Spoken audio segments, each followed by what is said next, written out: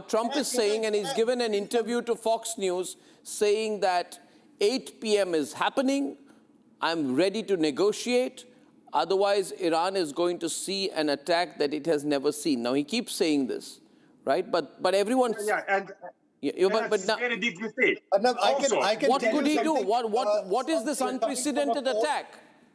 Saurabh. Yeah. Can I tell you something which came from a source here in Washington, D.C., that the window for negotiation is shrinking. I can confirm the earlier report that is coming out that the Iranians have called off the talks, but U.S. is in touch with several interlocutors.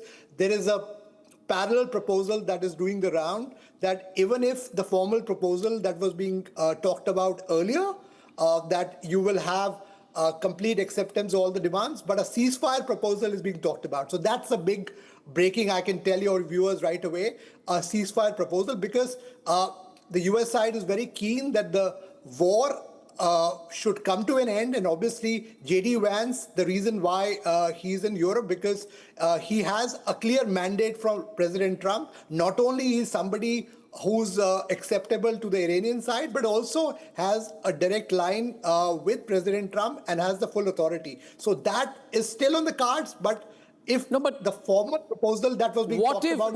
that is assuming, Saurabh, that the talks happen.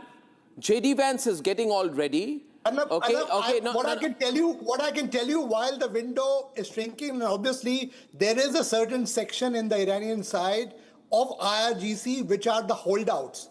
I've been told, and they obviously have identity on those holdouts who are there, because the moderate faction wants to do this deal. That includes the president. Which moderate faction? You're saying there is already an internal crack. Now that could be seen to be propaganda. If there is an internal crack, then why? One minute. Why this does not make sense is that if there is one minute. Saurabh, listen. One minute. Saurabh, listen. Okay. Here I'll give you the picture. Okay, everyone on. So there is Vance who's sitting there nervously having chips in Budapest, and he's on the phone with Netanyahu. He says, "Mr. Netanyahu, let me sort this out." Benjamin Netanyahu says, "Yes, you do what you want. You have my support." He starts calling all the Gulf countries, from Qatar to Saudi Arabia to UAE. He says, "I'm going to sort it out. Yeah, it's fine."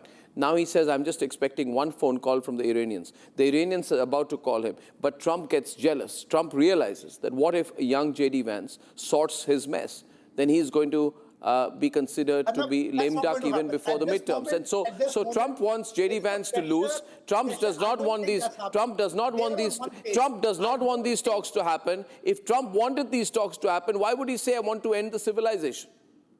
Arnab, that's his style. This rubbish don't give me, Saurabh. That's his style. I've heard this. That's his style. Read the last line of the Truth Social post. Please read the last line. God, man, if I haven't read enough already. What does it say?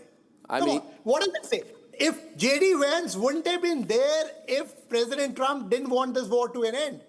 Okay? He has been sent with a specific mandate. That's what I'm trying to explain to you. All I'm telling you is what the facts exist on the ground. I don't know.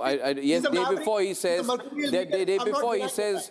I don't see this disconnect. Yes, J.D. Vance was somebody who advised President Trump not to go into this war. That's correct. But the fact remains, he's also been designated by President Trump to make sure that a deal happens. And they're willing for a deal. That's the reason I'm talking about a ceasefire. Okay, now I get